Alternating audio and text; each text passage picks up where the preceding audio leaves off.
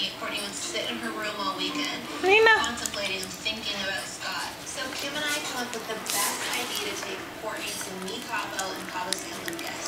Scott allowed. do you guys have peanut butter on your nose? You got peanut butter on your nose, Nina? Are you gonna get it? What are you guys doing? Hey. We're in Cabo. Vacations are relaxing. They don't always have to be a big fiesta. Rudy. I'm not saying we gotta party. Let's just go do things that we wouldn't normally do at home. This You is have your peanut butter on your trip. nose? Do you have peanut butter on your nose?